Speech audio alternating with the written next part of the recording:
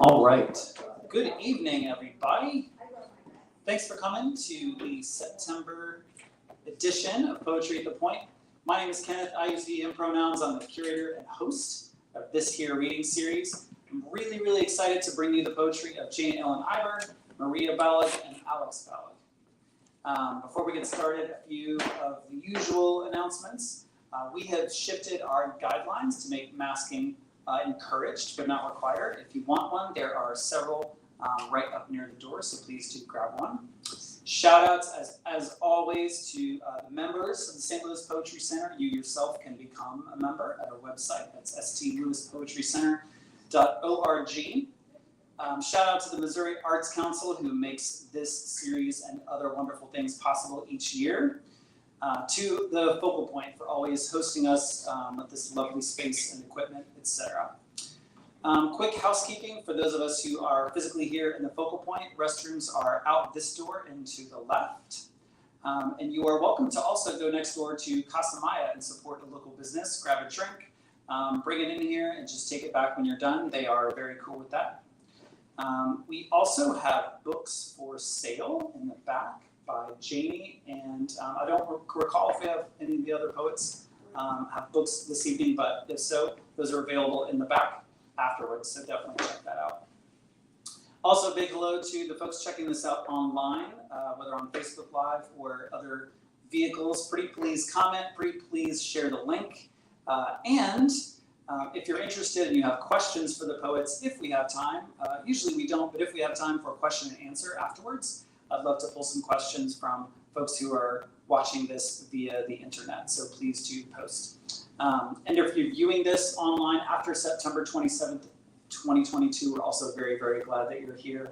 Please do continue to comment on and share that video so we can keep building support for this reading series and for these wonderful local poets. So, if we are ready, I don't recall, oh, Alex is ready in the wings, awesome. First up is Alex Balogh with the shortest bio ever, author of the novel Accidental Destination and the poetry collection And Yet. Please welcome Alex to the stage.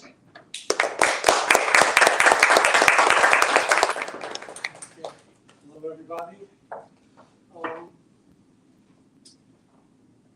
Michael Castro, whenever he did a reading, the first thing he would do is read a poem by somebody else, which the idea was that the reading isn't just about the poets who are reading, it's about poetry itself. So I'd like to start with a poem by Michael Castro. It's called, If You Want to Write It, Gotta Write It Like You Find It. Trust the flow, Joe. You never know just where you'll go, but you get there, okay. Here today, as they say, what? Trust the flow, Joe. The juice will rush, the river gush, and pause, because it must. The laws are inelectable. The shadow cannot be held. Oh no, trust the flow, Joe. Try and meld yourself into the fabric of the whole. Not to say, in any way, the soul, but just the blend of tree and roots and earth. Or, on another plane, simultaneous birth of breath and death remains unexplained. Trust the flow, Joe. Whatever you did is done. Whatever you had is gone. You'll never find what's left behind. Yet today's new sun is the same old one, and waves you begun keep moving on. Trust the flow, Joe.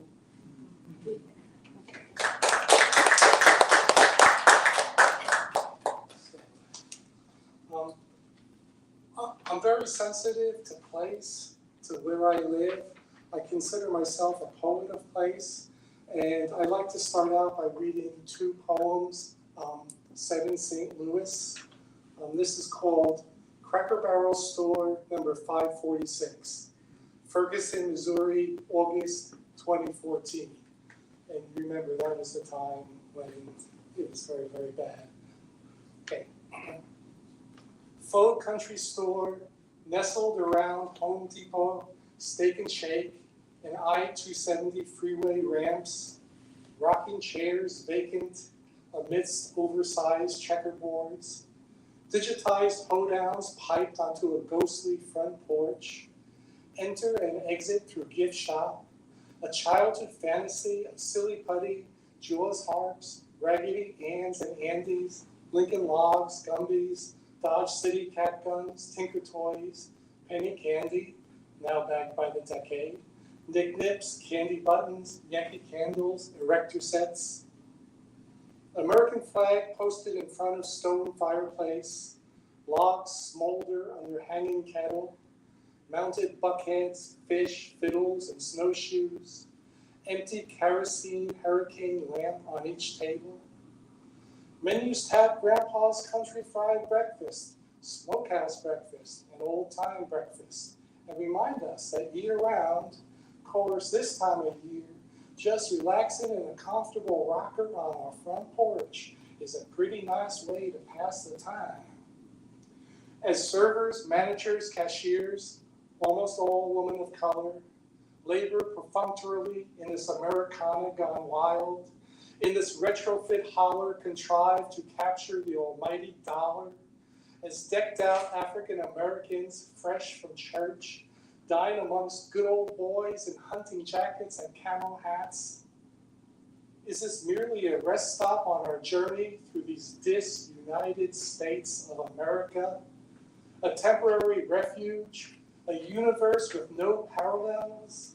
A momentary détente as assault vehicles gear up, volunteers nail plywood to smashed window storefronts, and brick-faced cops in riot gear and firefighters stand poised at the ready.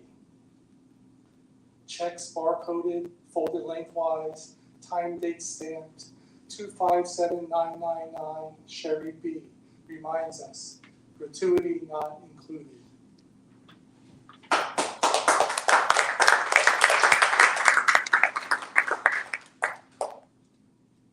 Does anybody here like Taco Bell? I love Taco Bell. And well, one thing that I found is that fast food restaurants attract a lot of homeless people, or I suppose as they call them now, the unhoused. And I wrote this before the pandemic, and they came out with like $1 breakfast burritos, and I guess they were really popular. And so I call this Ode to Taco Bell, South Kings Highway, St. Louis. Respite from the streets and riverbanks, ad hoc gathering spot for those in the know. How could corporate sales engineers have foreseen the value of $1 grilled breakfast burritos to this transient population, getting by on good buys, their shopping carts parked outside like cars? Tables and chairs draped with backpacks, canes, wrappers. Two Chicanas in the kitchen shout Spanglish like it's their own taqueria, filling grilled burritos with choice of potato, sausage, or bacon, as well as unmeasured generosity to carry breakfast bellies over to lunch, and maybe dinner too. They buy a lot, eat slowly, savor the warmth as they sprinkle salt and pepper in the dining rooms of their minds. Full array of condiments and napkins grace the tables. Creamy mystery sauce squirted from plastic packets sticks to the ribs. Diners pat their lips as bellies wobble with fullness, so much pomp under the circumstances. It's such a gray day, I don't think I'll do anything, proclaims gray-beard space trucker to no one in particular, as he fingers a thin plastic rain poncho, waiting patiently to punch in the door code on his receipt and freshen up in restrooms for customers only. Oh, oasis of tasted cheap treats, refuge of infirm panhandlers, street musicians, and able-bodied tramps alike, destination for loose change backpack vagabonds. You cater to no-budget wayfarers and intrepid travelers of all stripes and types. You fill rumbling bellies and bestow dignity upon the unseen who will soon scatter out of sight before the morning rush.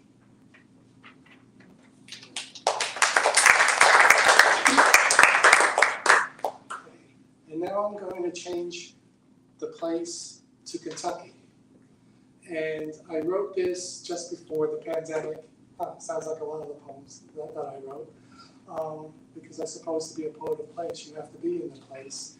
And I wrote this after being at the Kentucky Arts Festival, where all of the major writers of Kentucky attended. And Wendell Berry was there too, right? Probably one of the greatest living poets, writers, essayists living in America today, very much into local economy, et cetera, et cetera. He's into sustainable farming too, right, where he works with the university. Okay, so this is called, just in case you didn't know who Wendell Berry was, so this makes sense. Wendell Berry stacks his own wood. Wendell Berry stacks his own wood. More than enough for the winter in the shelter he's hammered together for this purpose. At 86, he no longer scatters the nearby woods to cut and haul it out on his own. He'll accept delivery from you, allow you to chuck it from your truck toward his seasoning shed. But don't ask if you can stack it for him. Wendell Berry stacks his own wood. His eyes will fix you in that great grandfatherly gaze, crinkle, and just before he stifles a chuckle, you will know it was a silly question. You will know not to ask again. Wendell Berry stacks his own wood. He'll stack it more slowly than you, but with the same rhythm and precision. He's worked this piece of land for more than 50 years, each splint perfectly aligned with the next, precise as his poetry, and his ruler's straight, weedless rows of corn and grains. He'll inhale the aroma of the damp soil beneath his knee-high rubber boots. He'll hitch up his pants and pose before his weathered shed, sensitive, gnarled hands clasped behind his back. He'll smile. Sustainable farming is nothing fancy, nothing more than good farming. Wendell Berry stacks his own wood.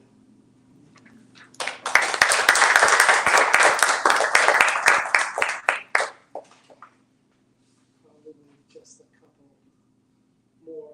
Okay, here's a new one.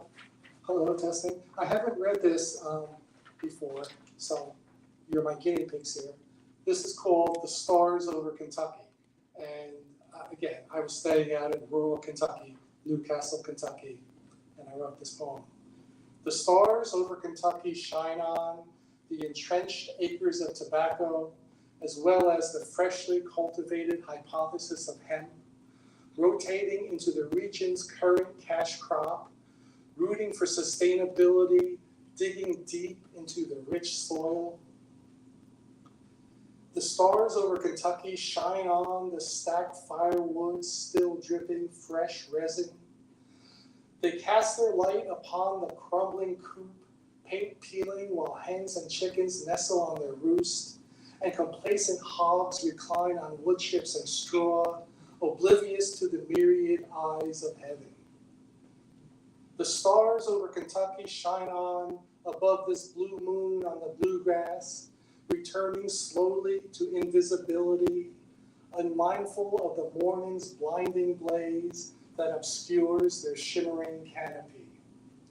The stars over Kentucky shine on as I shoulder my hoe and return to the fields, these now imperceptible lamps of heaven still aflame in the landscape of my consciousness.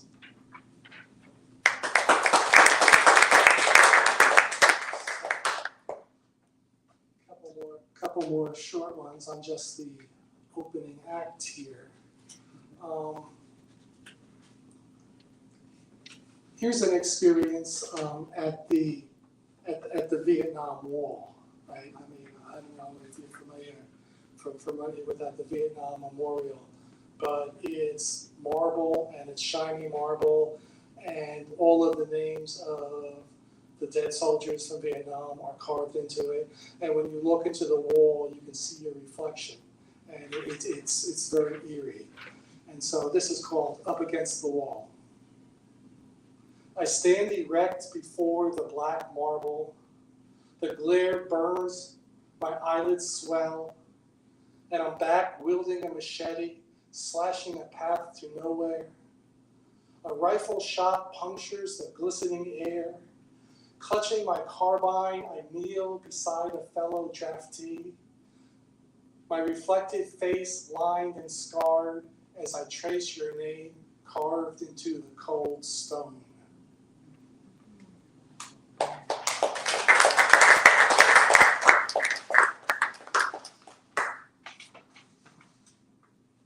So let me leave you with a more uplifting poem, a more happy poem. This is called Free Beer Tomorrow. Free beer tomorrow, the sign above the bar reads, but tomorrow never comes. I've forgotten more than you'll ever know about her, the country singer croons, but that's okay. You have the memories that you've forgotten, and I have her. Be here now, the Buddhist scriptures remind us, but I've got no other place to be. Here is all there is. So why do we fixate on the past, trying to remember, not to forget? Gossamer shifts in the midst of gray matter, vapor trails as real, as true as we believe them to be. And yet, we are who we were, and I am a little less me without the memory of you.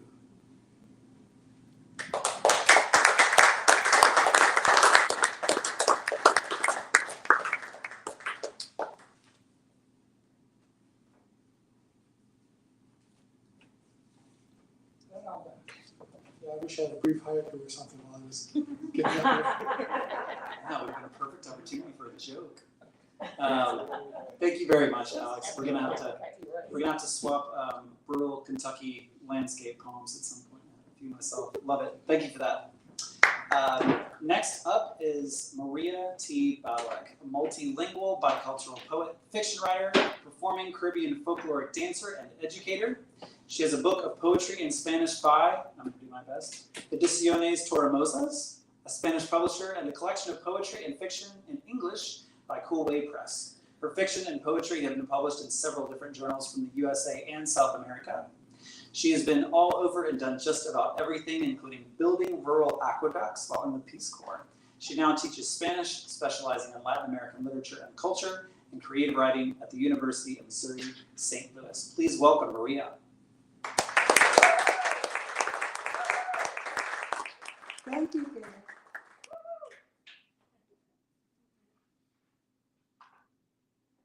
Okay, I'm going to start with one of my very first poems ever. I have read it a couple of times. Let me see. Can we lower this? You got it. Yeah. Thank you. I have read it lately here because I just woke it up again. It is called Will You Feel Safer? Will you feel safer if I don't linger in your bookstore aisles, flipping pages, or taking extra time finding the correct size or color in your department store? If I don't feel the fabric texture of the pants you sell, forcing you to pretend to work nearby, neglecting your job to keep an eye on me? Will you be at ease if I don't call your business phone and ask you in accented tone to clean my house, work in my yard, mend my shoes, mow my lawn? Will you be surprised if I reveal to you my occupation? If I tell you of my hobbies, if I am not pushing a custodian's cart, holding a mop, broom, or brush, and I am instead about to lecture at a linguistics convention.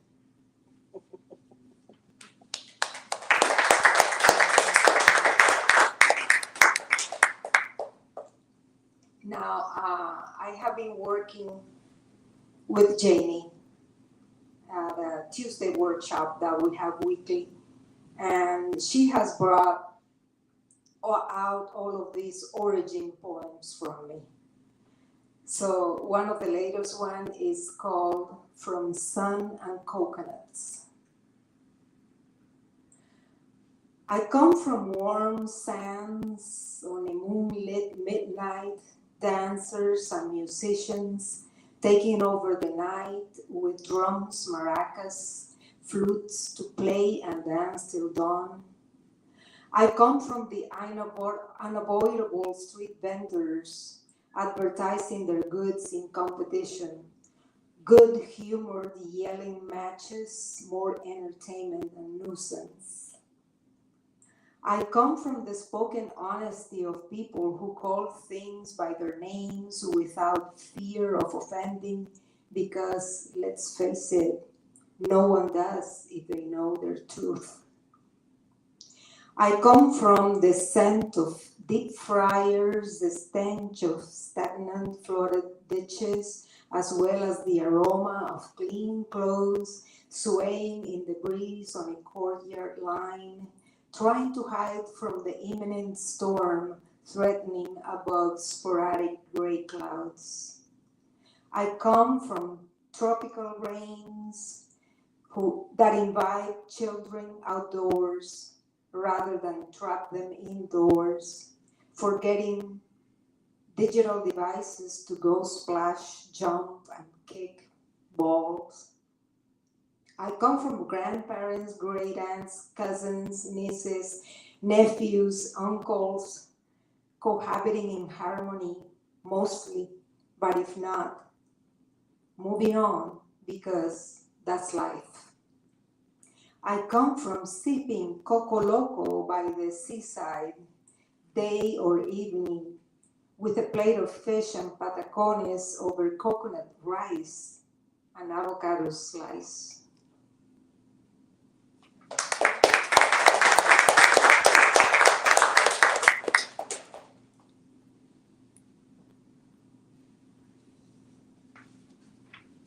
Some of them I don't say too much about them, but I think they are self-explanatory. Okay. This one is called Laying Down the Garden. He has worked on it for years, digging here, planting there, transplanting everywhere, trying to replicate the ones he once knew, far in the past. His memories of evergreens never leave him, filling him with nostalgic reveries, dreaming of returning one day to the fertile soils he left back, dying a little at the sight of rusty needles each time a small pine doesn't make it. He lives hoping the time will come to move back to the green country so he can renounce this never-ending feat and let this garden sleep.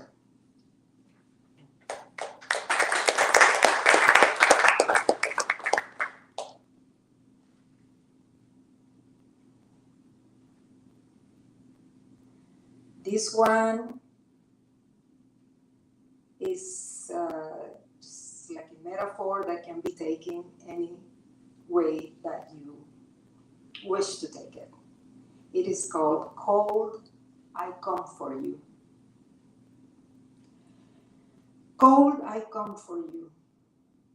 I rustle your leaves, I weaken your branches, my way of reaching you. It's all love, my dear.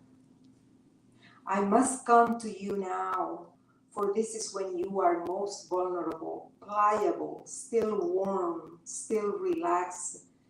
It's all love, my dear.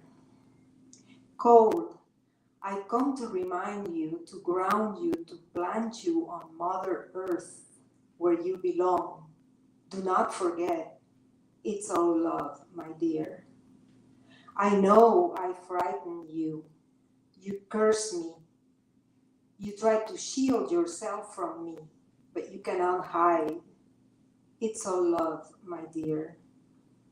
What did you do before them? You don't need them. They are feeble and selfish. You're strong and bountiful. It's all love, my dear. Cold, I come only to remind you, to ground you, to replant you in Mother Earth where you belong.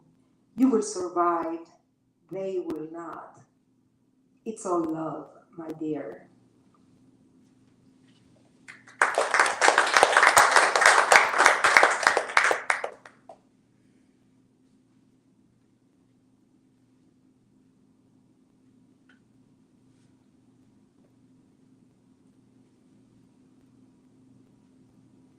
This came from a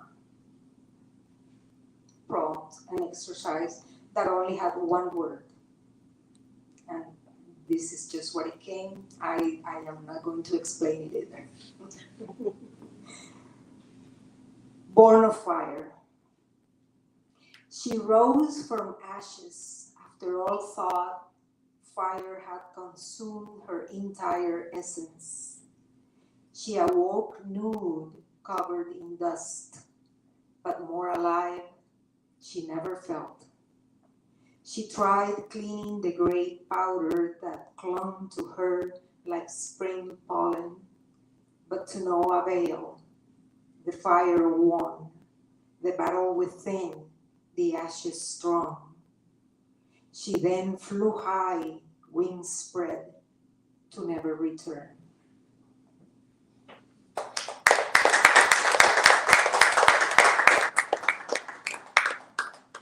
And I see Alex making his way back. I am going to call him for the last piece. So speaking of Michael Castro, our dear Michael Castro, we both, after he passed, we both wrote kind of homage, eulogies to him. And for this piece, we kind of put them together. So we took pieces of mine and pieces of his, and you will see. So this is called To Michael Castro. Your brief stay in material form, as it is with the most advanced beings, filled us with love, kindness, and wisdom. We said goodbye only to your body, as you detached yourself from the burden of its pains, the weight of its limitations, to fly with the wind, ride the waves of the sea, and turn clouds into stanzas. Word warrior Michael Castro, who initiated me and so many others into the tribe with seriousness, levity, and otherworldly grace, to the overtones of your Tibetan symbols, generous, unassuming, upfront, laid back, prototypical poet laureate activist, translator of Hungary's tricky rhymes and rhythms, peace-eye poet, dear friend, conductor who ferried us upon the river Styx to the greatest nation of them all, imagination. Here you will always be, that poet in the tree, never afraid to go out on a limb. Please forgive me for swiping your own verses, finding them so suited to your fearless spirit, the perfect memory as a prelude to say, Keep searching and finding words. Now that you have completed your task here, join the others who went before and who have been waiting for you. Continue to guide us as you guided us while still on earth. Shower us with ellipses, Ampersands and couplets, strophes and ions. internal rhyme and reason. Free our verse, Fill our vessels with fresh ink, fresh images. fresh mind breaths. Grease our synapses. Cement our syllables. Roll your thunderous phonemic torrent upon those of us who have the inner ears to hear. And transcendent tongues to navigate these linguistic tributaries in our rickety morphine canoes. On the bus, on the road, out on a limb, as we embrace the songs of ourselves.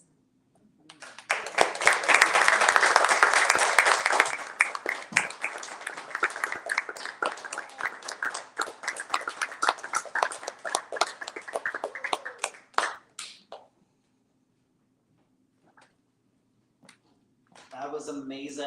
Thank you so much for that. I'm buzzing. Thank you.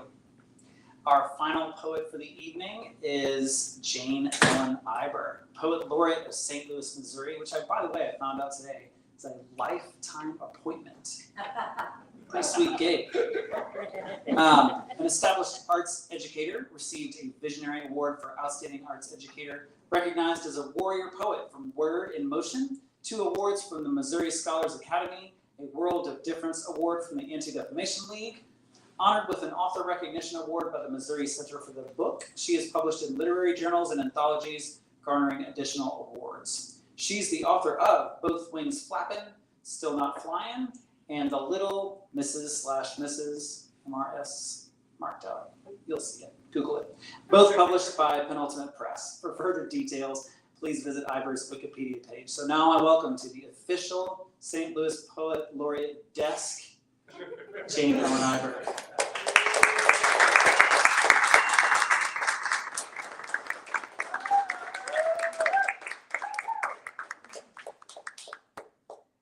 Hi, everyone. That was terrific, both of you, Alex and Maria. Thank you so much. I want to thank the Poetry Center, Aaron and Kenneth, for having me here this evening. I have had this poem floating around in my mind, so I think I'll just tell you. It's called Shooting Stars. Steamy summer days, wetness hangs in the air. Still only June, and John swims like crazy, reaching for the stars with every stroke. Slow down, I tell him. You'll get there soon enough. I tread water, not even tired yet. Sometimes I float on my back, staring at the night sky. And for the first time in my life, I hate the stars, because I know the next shooting one will be John. Short. Thank you. So when I wrote this poem, I was much younger than I am now. And so it's taken me through a transformation to sort of turn into the person I was writing about. What Mary said. Baby, I'd be telling you a lie if I didn't tell you I had some regrets. But I have seen, you don't understand yet. I really trust the Lord. I put prayers and faith first. You gotta believe in what you ask for. You might not get it right now, but you has to have faith.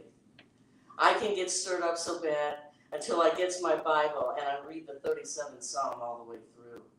I reads it. You just read it again.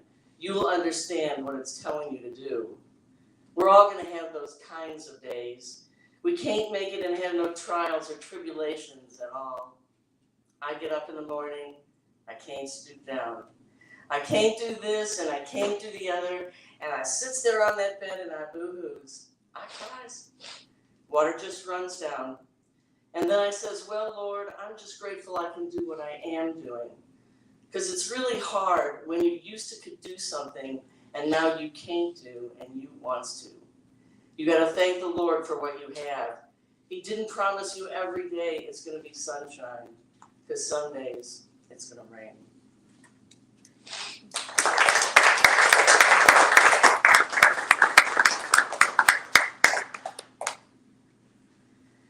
I'm reading this next one. I may have to change glasses. I'm having trouble seeing, but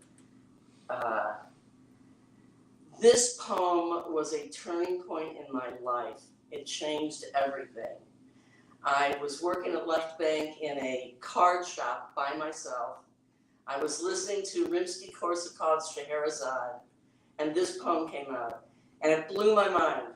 And I took it home and showed it to Sandra, and I said, what do you think? And she said, it's great, who wrote it? Which is really cool. It's really cool because it wasn't me until then. So the big secret is that I found out how to inhabit somebody else. That might sound really weird, but Mary, that was Mary's voice. I don't talk that way, okay? So this is not me either, but it is a very powerful place to be able to write from, you know, to be able to do it in first person as something you're not. So this is Salome. Dancing the dance of the seven veils for that boy 2 rows back center, farm boy from Flat, Kansas, who has never seen anything like me before. He leans forward, eyes wide. He wonders, is he dreaming or just seeing what he only felt in dreams? The veils streaming above me encircle me like a halo of motion. His eyes fasten on me with fervor. I surprise him like lightning. He churns all rural, and I am city lights blazing like a storm. Wind lifts my sleeves and turns my silk to sails. He pales under my gyrating light. This takes place in day that reeks of night. My dance, my strength weakens him. I melt him to kneeling, begging for mercy or some simpler courtesy. He clutches the chair, his stare transfixed. My hair is wild. I grind my hips, slide a scarf between my thighs, and lick my lips. Before him I caress my breast, and he offers innocence pure as pearl. The music swells, the frenzy builds. I whirl till dizzy, and he is dizzy sitting still. I am all sensual, and he loses all sense. A current stirs his body, filling him with longing. I lure him to another world of grace, with toes, thighs, breath, throat. Mouth tight, he groans as if impaled. I control the movement, the energy veiling me ensures I do not fail. I twirl till he is in my web, and I alone own him. The dance is done. Bring me his head. Hold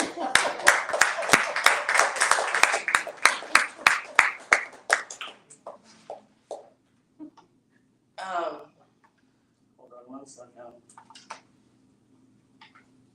Okay, here's a little short one called Crimson. She calls me Rose, and I am better than a daughter. I bloom 3 times a summer because she prunes me back to the 5th leaf.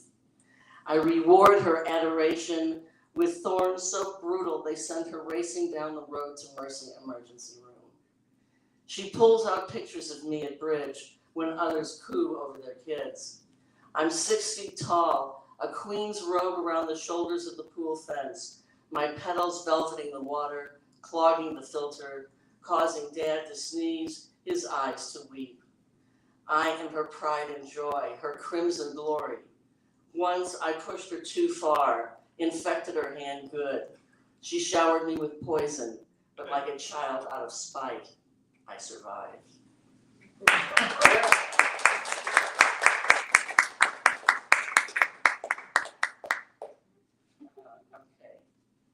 One of the I write formal poetry for some of you, maybe all of you out here know that, but one of my favorite forms is the sestina, and I've only written one since the pandemic, which is really crazy, so gotta get back to that. But you'll hear they're long and obsessive, and a pretty wonderful form. Edible memories. I'm going back for just a second. The form is 6 words that are repeated in a pattern back and forth for a long time. You'll hear them. Okay. In 1st grade, I hid under my desk, hiding from the mushroom cloud. Mom pre-made hamburgers filled with onions I despised, froze them for later. Green apples grew in the outfield near Winter's house, no pears. Something gnawed at me, went against my grain long before I married a vegetarian. I have nothing against vegetarians and like plenty of vegetables. Is mushroom a vegetable? And what species is, and what really is grain? A category? And what species is onion other than not a meat? I admit pears were lower on my fruit choice list where apples reigned supreme. I spent childhood pulling green apples from trees. Habits become good or bad, ingrained. Maybe I've overlooked the pears, given them short shrift, dazzled by Michigan mushrooms, wild in the woods, wearing colorful caps. Wild onions signal spring. Fields of blowing grain wave out my window driving north. Grain soft and blonde as hair. Rock-hard Jonathan apples signal fall. I peel away layers of memory like an onion. My food palette is too limited to be vegetarian. I'm hard on myself, judgment mushrooms out of control. I know women shaped like pears. The meat eater and the vegetarian, aren't we a pair? Volatile or soothing as spring rain.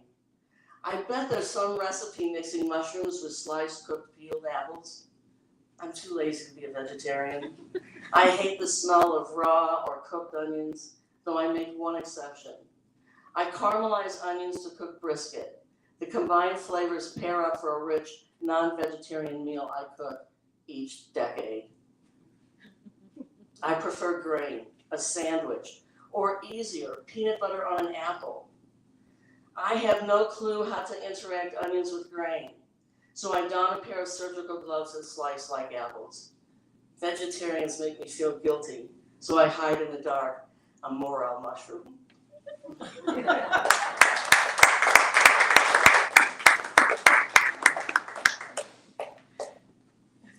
Okay, and I'm not watching the time, so would someone give me a 2-minute? You're good. Okay. This is one of my go-to forms. When I don't know what else to do, I will write a terzinelle. A terzinelle is a 19-line poem that turns on rhyme and repetition. Okay? So this is called Lost Voice. What if my voice just disappeared, left me with silence all the time?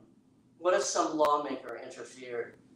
For the song, I sing the rhyme, but notes like bubbles vanish, left me with silence all the time.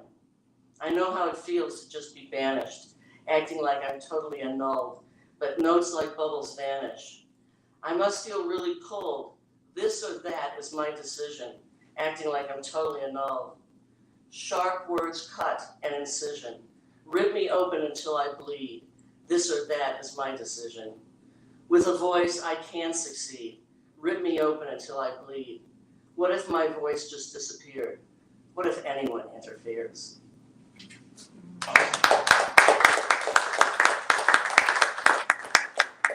Thank you. These are very new. So this one is, hold on one second. Trying to figure out what the form is, but we make up forms all the time too. So this is some kind of form called censorship. Shut up, you told me all my life. Just stuff it, and stuff. I scream, my voice a rifle for when I've had enough. Shut up, just shut up. You never wanted my words or how to fit into your club. You refused to let me be heard. You can't tell me what to say or do. You're not the boss of me, no way. Silencing me was mean and cruel, but my truths are here to stay. Secrets I refuse to keep. You live a life filled with lies and numerous personal defeats. You have no alibis.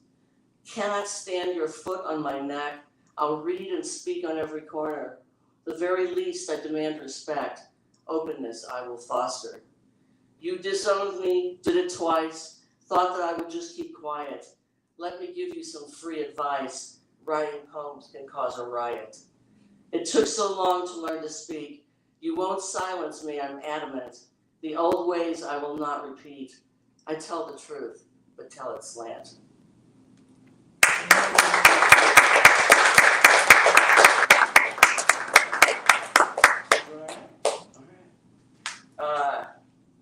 Brown.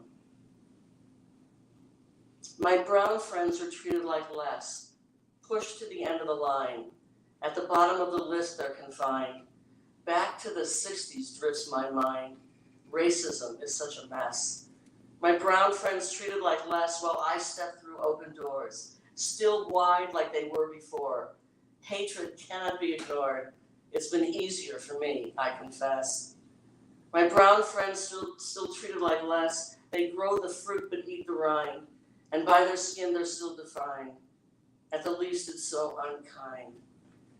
This is America, I guess.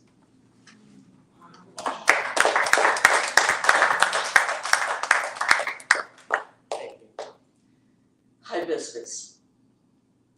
Mom loved the hibiscus I planted in ceramic pots around the pool. Annuals with their shiny wax leaves flowered like crazy after a slow start. Explosions of crimson, they bloomed their guts out day after day. When the flowers finished, they rolled themselves into fists like fat cigars, dropped to the deck.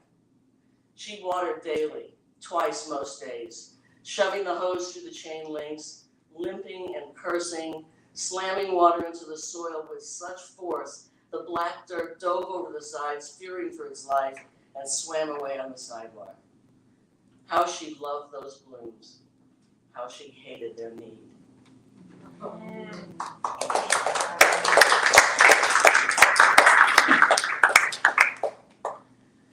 I think I will read you two more. Okay. This one is literally brand new, last night. I dedicate to you too, okay? I was looking for a painting by Seitu James Smith, and I found a portrait, and I guess this will tell you that story in a sense, okay? It's called Colorblind. As if I were colorblind, I missed the rainbow of your face, colors of night and day combined. I see them now, they're not erased, illuminated by the sun, then moon. I'd miss the rainbow of your face. If I might stare, I can resume the hour of my awakening, illuminated by the sun, then moon. Under a spell that I now break, the blues and purples in your skin, the hour of my awakening. Yellow, orange, white, alive within. I only saw the surface before, not the blues and purples in your skin. Now I see all the way to the core, when I only saw the surface before. As if I were colorblind, colors of day and night combined.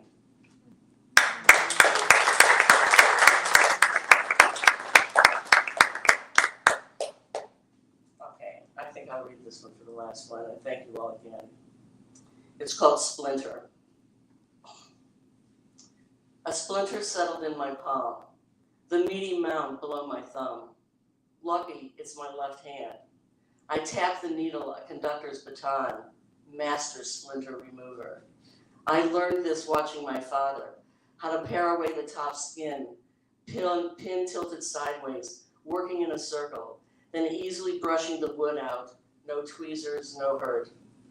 On closer inspection and one layer in, I think this is no fiber, but a sliver of steel. I pull on my mask, prod deeper with the scalpel. When did I trade? Tending my father, trimming his toenails, washing his bottom, wiping the weeping blue sore, size of a black plum, running its own river to the floor. This fragment eludes me, turns out to be embedded, an iron rod. I'm up to my elbows. Waist deep, I realize I'm in over my head, an excavation site at this point. I rope off the perimeter, hang lights at the four corners. Adjusting the light on my helmet, I reach for the pick, put my whole back into it. So subterranean now, my voice echoes. Perhaps this is bone and not splinter. Maybe it's connected to everything. And if I finally get a grip and pull, I'll yank myself inside out. Thank you.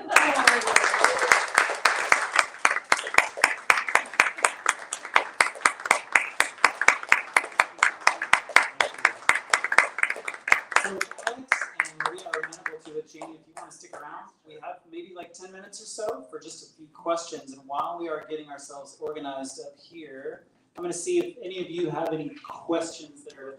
Go ahead again. Questions for these poets? I know we have a lot of workshop friends and fans.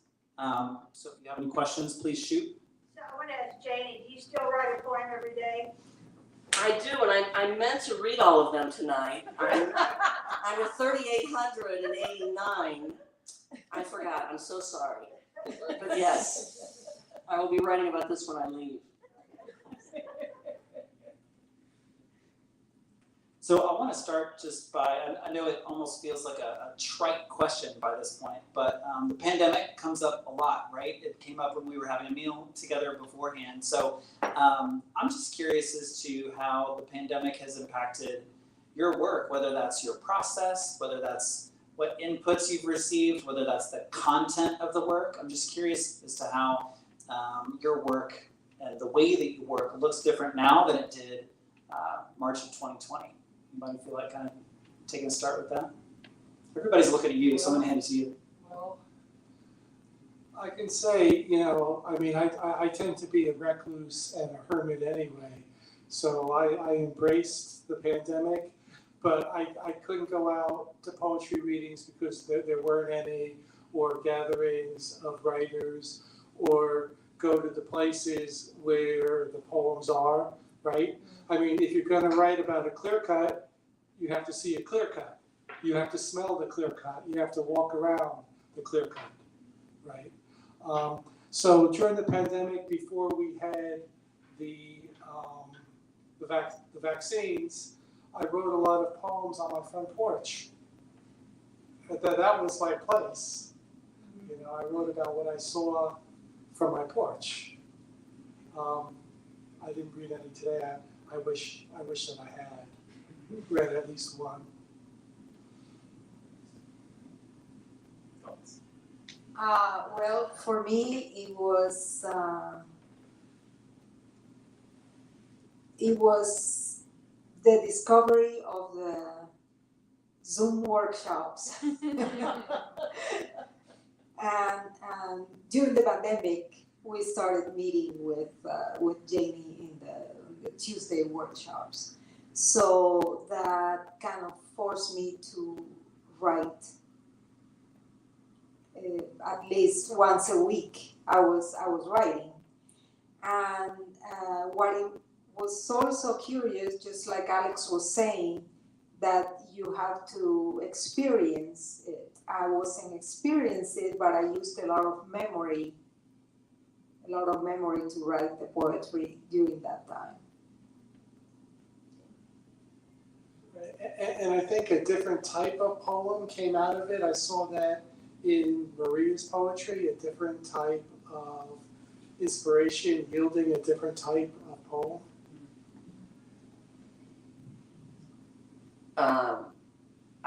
This is a rare public appearance of mine. I have not been out since the pandemic. Welcome. I said that I stopped writing sestinas, which is why one form and why that one form that I love so much. So it has affected me in that way. The workshops have saved me. I mean, they have just been stunning and amazing and fabulous. And I have written about the pandemic because I do write every day, and there's sometimes you cannot avoid it. So you do just work through it. And the other thing is I've written maybe 2 humorous pieces in almost 3 years, which is not like me. I mean, so that I have been affected in that way. I appreciate that. I really just have one more question that I'm going to ask you to each kind of share one thing as we close. And the other question kind of is somewhat related, and that is, each of you in your own way kind of have mentioned place or particular kind of voice from a particular socially located place. I'm thinking of place so differently now that we live in kind of a hybrid metaverse / real world space, pushed by the pandemic in many ways. I'm wondering how, and maybe I'll pick on you to start again, Alex, because you named yourself as a poet of place. How do you think about being a poet of place when so many of our readings are online, so much of what we do is online? How has that shifted for you? How has that shifted for each of you? Well, with the world coming back to life now, it hasn't shifted at all, right? I still go to the place, I still write about the place, especially with my prose. I mean, it's very difficult for me to write from my imagination, even of the place, even though I'm very good at remembering what it was like. So it hasn't really changed for me. It's probably changed for the readers, embracing this hybrid universe. I mean, we're living in a different world now. I mean, literally, we've gone through certain labels, right? We're talking about this before: martyrdom, postmodernism, and now postmodernism is or should be a thing of the past. We're living in a new world. And so how do we label it in a way that reflects the way that it is? And I came up with the term virtualism, right? Because we're living in a virtual world. We're living through our screens. We're relating to people through our screens. So it hasn't changed my writing, but it's changed my relationship with my readers. Did I cover that for you? That's fine. Well, then I'll ask us to do one last thing, and you didn't know I was going to do this, so I'll start and buy you some time to think. So it's always interesting to hear what other artists, what other poets, what other writers are interested in too, right? So I'm curious to hear from you. What's exciting to you in the world of poetry these days, in the world of art, in the world of literature, et cetera? What are you reading? What are you listening to? What are you watching that's really, kind of floating your boat? The thing that I've been obsessed with these days, if anybody's familiar with the pop musician Bjork, she's coming out with her 10th album this year, if you can believe it. And she put together kind of a short series of podcasts, one episode for each of her albums, where she talks about the imagery that inspired her and what was going on in her life at the time. And it's a real, like every other similar thing that I'm obsessed with these days, it's a masterclass on just the creative process.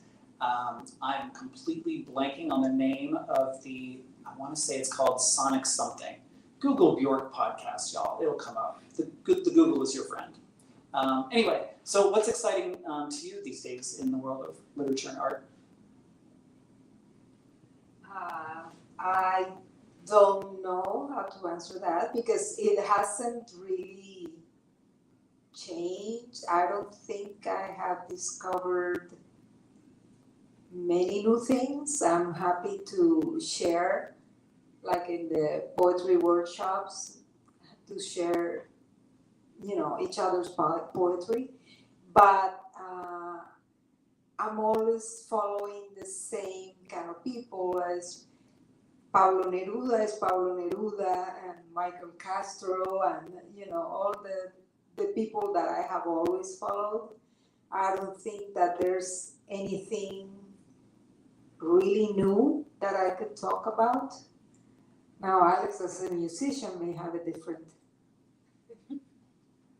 Well, I just came across a book in Half Price Books, and it was on the specials. They were giving it away, and it was a beautiful book on Mongolian poetry.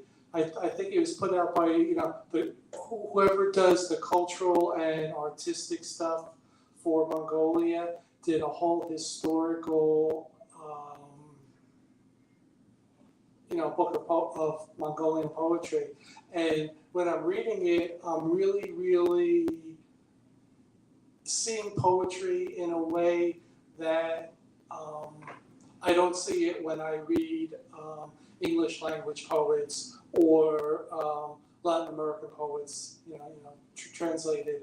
They have a different way of looking at the world, a different way of expressing themselves, a different way of seeing the world and the universe, very condensed, very unemotional. So it moves me. And the same thing with Hungarian poetry and Eastern European poetry in general. It's so different from the type of poetry here. It's a lot less lyrical, it's a lot more direct, a lot more succinct. And again, I'm reading it in translation, so I can't get the full value of it.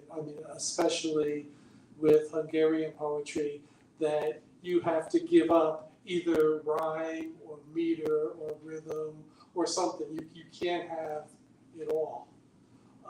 But even so, I really appreciate translations because I know it's going from one language to the other. And so instead of getting maybe the bravura performance of the language itself, you're getting the meaning and the impact in your own language. And I think that's very powerful. I feel really guilty to admit that I have been watching British murders. It's like the only thing that relaxes me. I will go home and involve myself in one later on. And then probably the best poet that I feel like I found the last year or so is our new poet laureate, Ada Limon. So, Oh my gosh. am I pronouncing that right? Absolutely. Okay. Yeah. For sure. Yeah. Who is it? Who is that? Ada Limon, Limon with an accent, I believe, over the O. Is that right? For the city of St. Louis? No, for the country. Oh, yeah, the one that, The new. the new young one, Mhm. young lady, Gorman? No. She's the youth poet laureate. Oh, she's the youth board. Okay. Okay. Maybe Aaron could post a link on the Facebook video. Yeah, Ada, A-D-A, Limon, Limon. I believe she still does, or up until recently did, a podcast called The Slowdown, which you can get delivered into your inbox every day. It's just a short way to slow down and engage with a poem deeply. It's wonderful. Highly recommend that. So, well, of course, please do. It's a show on, I think, PBS called Poetry in America. And they're half-hour segments, and they come out of Harvard. And I have really enjoyed those, so find those.